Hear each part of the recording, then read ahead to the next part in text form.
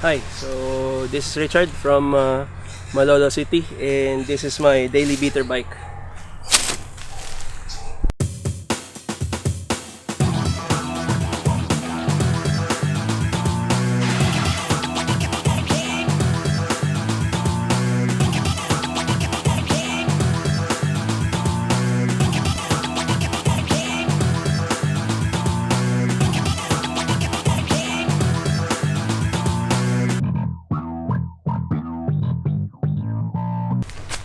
Okay, so bike check on my daily beater bike.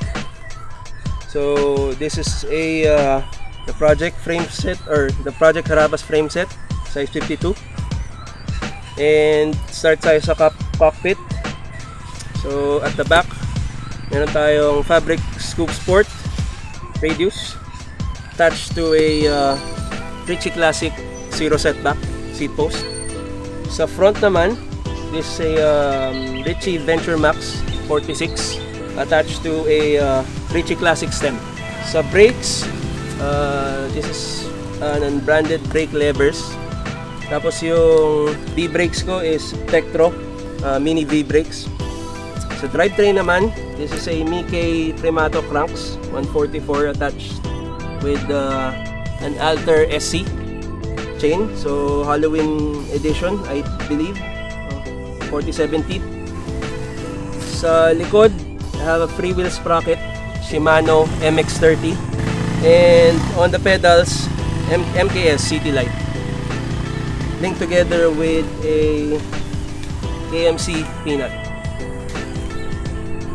Sa wheel set naman, so I have an H Plus Sun Archetype, Days 2, Novatex, low flange, both in 32 holes, so I have 32 spokes of course. And lastly, giant crosscut for my tires, 38C. Accessories, so meron tayong abnormal handlebar bag and Zefal bottle cage. That's it for my daily beater bike, the Project Harabas. Shoutouts to Vagabond as usual, and Pedal Rush, and to all the riders na kasama ko magbike dito sa Bulacan and sa Quezon City.